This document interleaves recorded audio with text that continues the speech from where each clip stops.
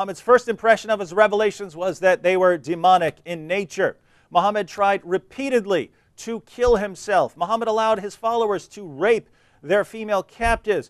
The Quran allows Muslims to beat their rebellious wives into submission. Muhammad says the Bible talks about him when, according to the Bible, he's a false prophet. Muhammad married the divorced wife of his own adopted son. Muhammad was disgraced by God in death. The one way he said he would die if he's a false prophet, that is exactly how Muhammad died. Muhammad had sex with a 9-year-old girl. Muhammad delivered revelations from the devil and came back and blamed the devil for this revelation.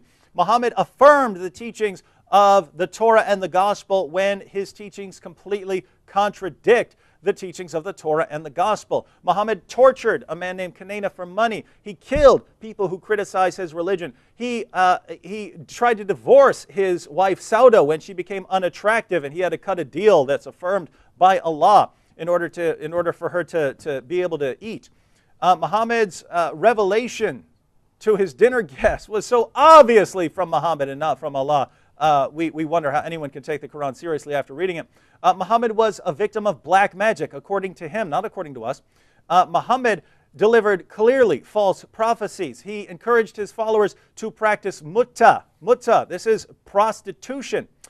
He had 9 wives when the Quran allows Muslims to have 4. He broke his vow to his wife about having sex with his slave girl, and the Quran is completely theologically incoherent. You cannot make sense of it when Allah gives all of this revelation and then Allah is the one who corrupts it by tricking and deceiving people into believing that Jesus died on the cross. The Quran teaches that stars are missiles that God uses to shoot demons when they try to sneak into heaven. Muhammad ordered his followers to kill apostates, even those who left for very good reason. According to the Quran, Allah is the greatest of deceivers when, according to the Bible, Satan is the father of lies. Muhammad had no assurance of his salvation despite the fact that he is the greatest of Muslims. According to Muhammad, women are stupid and immoral. Islam promotes idolatry. Muhammad said there would be no discrepancy in the Quran if it's the word of God, when there's all kinds of discrepancy. The Quran is based on the argument from literary excellence, the silliest argument ever offered for anything.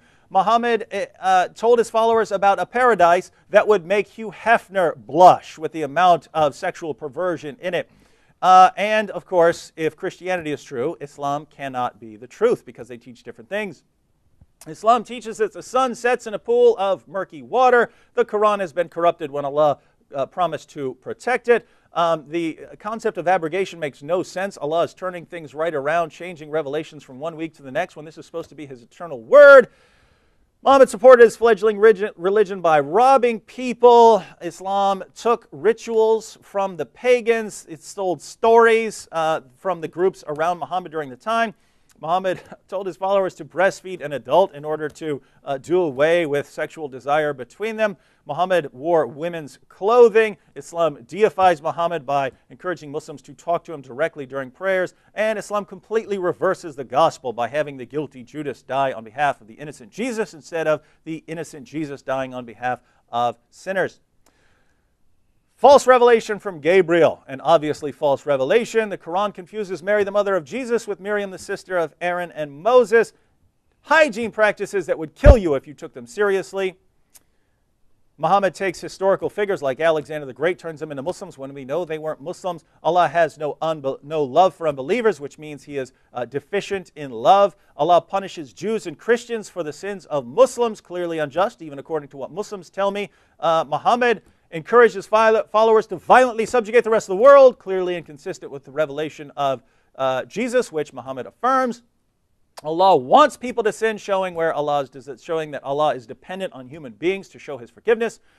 Islam makes Satan the true hero of everything, and finally portrays Jesus as a miserable failure. Islam exalts Satan, insults God, and makes Jesus look like a failure. That's what Islam does at the end of the day, and you're telling me this guy is a prophet?